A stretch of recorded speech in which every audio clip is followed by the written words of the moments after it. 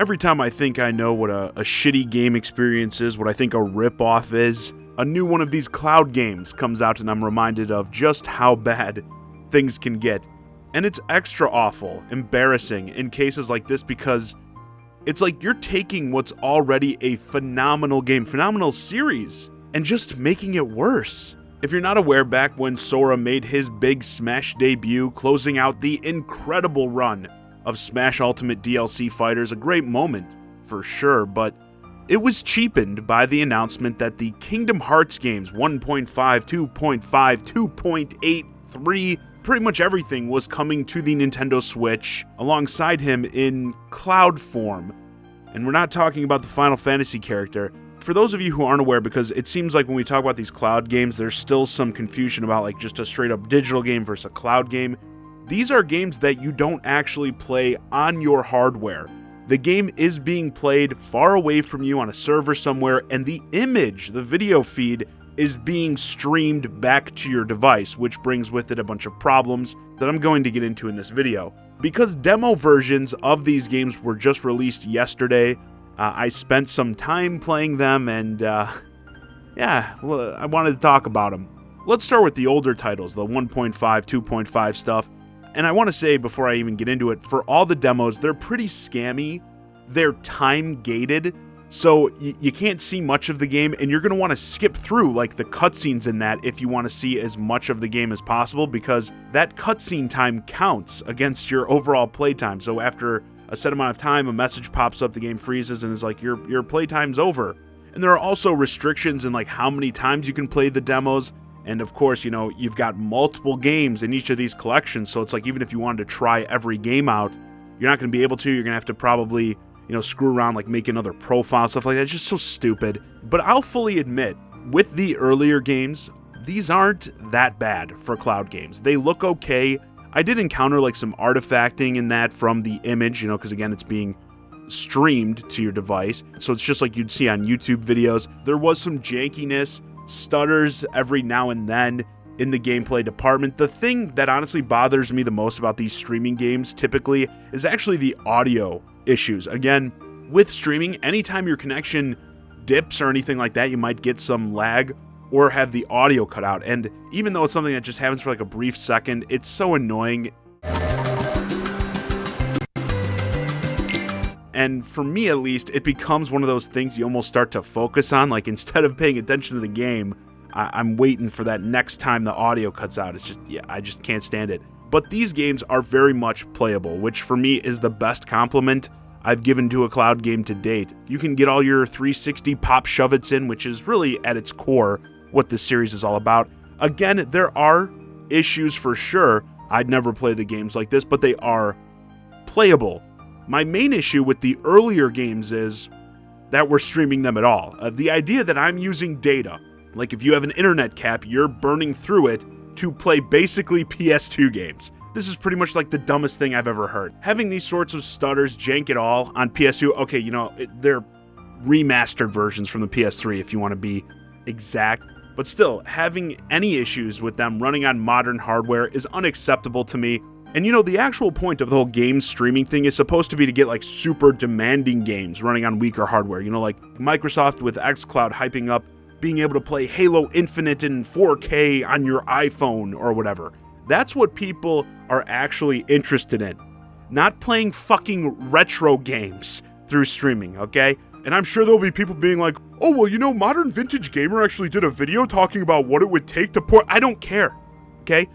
Get it done, or, give me the original PS2 games on an emulator. I'll take that over this all day. I'll never understand this idea that because something may take some effort to do, it might be a little hard, that you should be okay with these big companies instead charging you outrageous prices, which I'm going to talk about in a minute, just you wait. But the idea that you should be okay with them taking all this money from you in exchange for a shit product because, making the good version might be tough, I'll never understand it. If you can't get games from the PS3 and Xbox 360 era or earlier running on modern hardware, then just don't do them at all.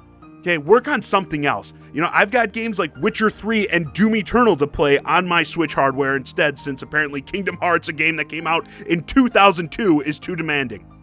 So like I said, as cloud games, I didn't think these earlier ones were too bad. You might be looking at the footage yourself and say like, it looks fine. It's different when you actually play them and kind of feel the random dips in that. And again, especially when we talk about prices, remember that you're streaming this, you need to be in range of a stable internet connection to even play them.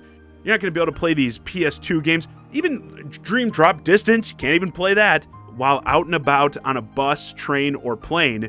Pretty much the whole point of the Nintendo Switch system being able to play your games on the go. It's just so dumb. But let's move on to the big game here, which I would have accepted as a cloud game. Still wouldn't have played it, paid money for it, but I would have at least understood if, say, this was a cloud game and the others were actual games that ran on the hardware. Of course, I'm talking about Kingdom Hearts 3 because it is a much newer, much more demanding game. So this is the one I figured people may actually be interested in. And yeah, well, let's pull off the Band-Aid. Here it is in all of its fuzzy glory, if you can even see what's going on. This was honestly hard to even look at for me. I was actually very happy with 3 that these demos only lasted like a few minutes because I personally couldn't even take any more with this game. And if you want to know how short this one is, because I'm sure they wanted people to see as little of it as possible, my first time playing through the Kingdom Hearts 3 demo, I was, just letting the cutscenes in that play out. And I didn't even get through like the initial choosing the difficulty in that section before it told me the demo was over. Playing it faster, I was able to do a couple fights. And yeah, it looks atrocious. And remember, this isn't running off the Switch. You might be saying like, oh, for this game on the Switch, I expect it to look bad. It's not running on the Switch, people. If this was a good cloud game, the Switch could run it at 1080p 60 frames per second on all the highest settings with no problem because, again, the system isn't actually running anything. But it looks terrible. Also, the 2.8 Final Prologue EX plus Alpha, whatever it's called, that's in a similar boat. I felt like when I played the Final Prologue thing, it looked a bit better, but the frame rate was worse. Could have to do with my connection at the time. A fun part of playing the cloud games, but just as well, I wouldn't play any more of that one than I had to either. And you might say with these games, they're demos, and maybe they'll fix them, make them better by the full release. And I hope you're right for the suckers who buy this, because 3 is completely unacceptable in my opinion. But the full release is on February 10th, less than a month away. And let's be honest, they thought it was okay to release these demos in this state. So I wouldn't say I have high hopes for that. Now let's finally talk about the cost of all these games. Everything is discounted right now, so you're going to want to lock in those low prices. The Kingdom Hearts 3 cloud version will be $50, but it's discounted to $40. 1.5 and 2.5 together will be $40, but are discounted to $32. And 2.8 will be $50 and is marked down to $40. Or, for those of you that want to maximize your cloud collection, you can get the Integrum Masterpiece Collection. Always love the Square Enix naming of things. And that will be $90, but is marked down to the low price of $72. What a great value. Now, totally unrelated, you can buy the Kingdom Hearts All-in-One Collection for PS4, which doesn't require constant internet connection, no streaming. You're able to play everything right on your system, and that's on sale at Best Buy right now for $25. You can walk into a store, pull it off the rack, for $25, you're good to go. You gotta laugh or you'll cry. They want you to pay like triple for the luxury of streaming these games. And it's times like these where I do believe laziness ends up with money left on the table. Like, sure, this was easy to do, but who the hell is going to buy these games? I wouldn't pay $5 each for these cloud versions. I really wouldn't. I have no interest. Again, I'm back into the all-in-one territory on PS4 at that price. But at these premium prices for cloud games that many don't even have the connection to play properly, or like I said, would kill their data caps, this is something that's going to sell like 10 copies. Or cloud passes, whatever they're called, because you're sure as shit not owning anything here. And remember, when there is no one playing them anymore, they're surely going to pull the support to save the server space and you're going to have nothing. You know it.